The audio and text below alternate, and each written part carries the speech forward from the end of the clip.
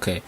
When the backrooms finesse it. Okay, so the movie starts off, and we're getting this first person POV of a recording of a dude in the backrooms. Bro, this looks like a YouTube video. And I would say he was cooked, but the way rent and gas prices been giving me straight BTA lately, I could low-key make this work. Bro, no. But we watch his POV of him strolling through the backrooms, peeking around corners, and breathing heavy in his mic. Like, bro, suck it off. The air is not that good. But he proceeds to ear us up until he makes it to this room, and it becomes apparent that this man is lost. And if you couldn't tell by his aimless walking, the call on the radio gives it away. Yo, where y'all niggas at? Y'all left me. Copy that. Can you give us a rough idea of your location? I don't know. This place is more empty than Rakai's brain. Copy that. Before we help you, we gotta do a two-step verification. Two-step verification? I am stuck in here. What are you talking about? Sorry, it's protocol. We're gonna send you a code to your phone. Can you please tell us the numbers that you receive? Nigga, kill yourself, you. Yeah, after realizing that they're no help, he goes deeper into the cave. Stupid and stumbles across various things that I need y'all. What the freak is that? But as he's searching, Wenbinyama emerges out of the door talking about something. Said we're the last two people on Earth, and we had to reproduce to make the world continue. Would you reproduce with me? Oh my god, this ass. Who gonna stop me? Yeah, bruh. Who gonna stop me? But what the hell is that? And he takes off, and that boy is moving, but not fast enough to my liking. I would have been in that whole like.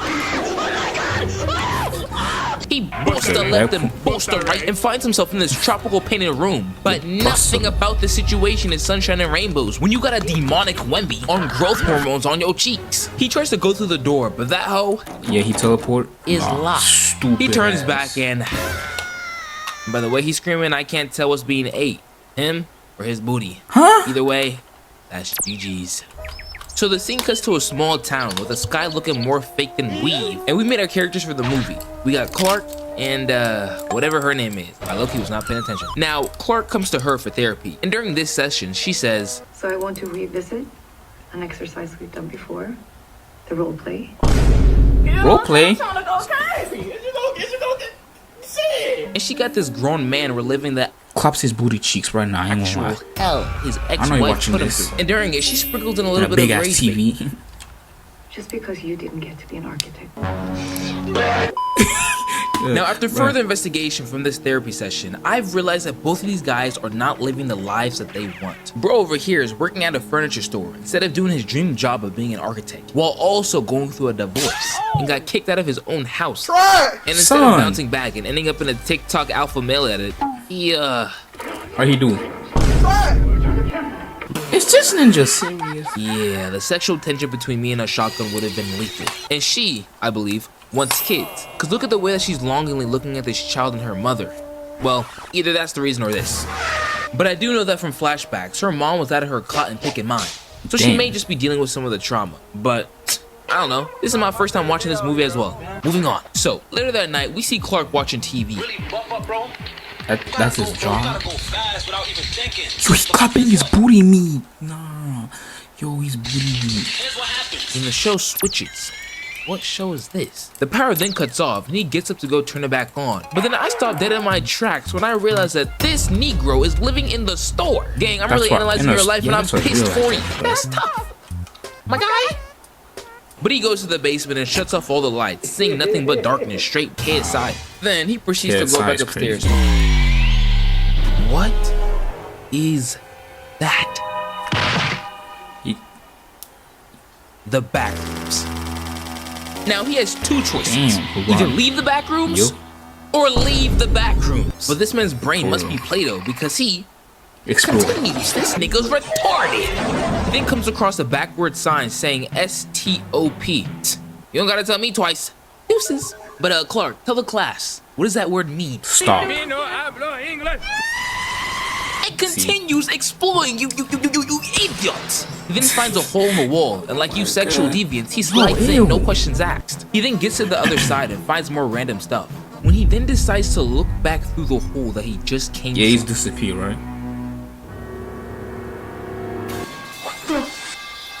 No! Yes. Are you familiar with this technique? It's called... Nah, he must be familiar with this technique because he dips out of there. not before getting more merchandise. Are you This, serious? surviving his first trip to the backrooms. But then the scene cuts to this unknown area, and we see that somebody is watching his every move. So Clark goes back to his therapy lesson and starts telling his therapist about everything that he's seen. And he says that the backrooms make no sense. The entire place is like trying to tell someone who's never seen a dog to draw a dog. Listen, you gotta believe me, this place is massive. It's like nothing I've ever seen. It just goes on. Son, grab her, throw it in there, and lock it and go. Just all you gotta do, big fella. Forever. But his therapist is not believing a single word he says. All she hears is Ghost. So knowing that she thinks he's crazy, he goes to his employees to recruit them to go with him back to the backrooms. Now, you see, Clark's plan is to map out the entirety of the backroom using these guys as help. So when they get to a new location, the boyfriend is tasked to go check it out. So they tie him up and they lower him down. But you guys gotta learn, things are not always as they seem. Because as he's searching down there, what is that? Oh, nah. Then when he peers in the dark corner, he sees somebody moving. Yeah, get out, bro.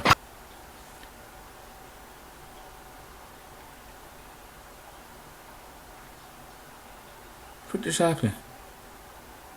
Grabs the slack of the rope and pulls him down. And as this man is being dragged down, the rope slaps Clark and the girl on their cheeks, throwing them down as well. And as they're falling, you can just hear the boyfriend down there getting folded like a power pillow. The girlfriend then runs off after the monster, like the power of love will solo this evil Wembenyama. And I don't know what she's trying to say. The monster's leftovers? Because your man is very much deceased. And in a panic, Clark takes off in the opposite direction. And guess where this man finds himself? Bro, these ads.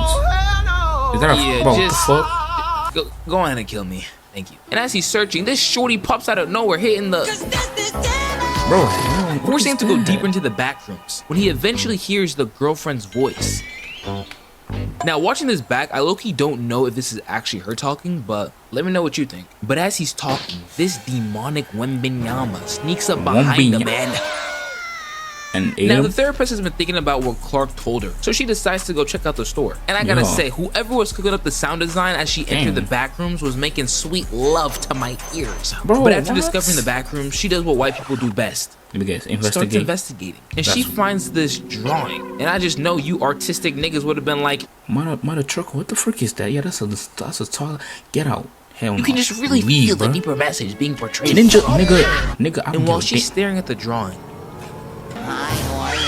what the frick? Niggas be doing everything but taking responsibility. What are you doing here? And look at him. He looks like he's out of his cotton picking mind. She stumbled across bro like, bro. Ass off, jig, guns on my kids. You good?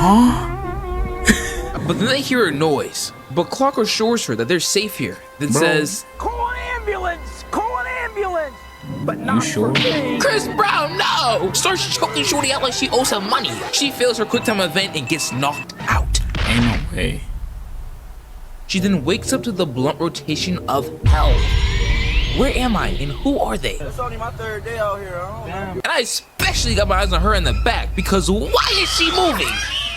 Hey, my brother, why are you moving? Oh my God. Clark then proceeds to explain the backrooms. He says this place recreates things from memory, but it makes mistakes. Kind of like a Taylor Swift album. This place must have made a ton of those. For example, these replicas are humans. It's trying to draw a human without knowing what a human looks like. But then this crazed Negro then shows us that you can eat them. Oh, hell. Yo, bro, no. Why? Why you do that? Nigga, you can eat them. And that's stops the woman in the back and puts her hair on the therapist and says, "Let's role play." Oh, absolutely the not. Dirty boy. But she is not going for that. She uses the black mom jutsu and curses this man out and somehow convinces him to untie her. But as he cuts her loose, the monster of the backrooms that we all know and love reveals itself. Who's that? That is not the baby. Who on earth are you, LeBron James, retarded illegitimate son? You look like you eat sand. Me want hug from you. Yeah, come here, I'll give you a hug. You wanna kiss me? Me want to give Hickey.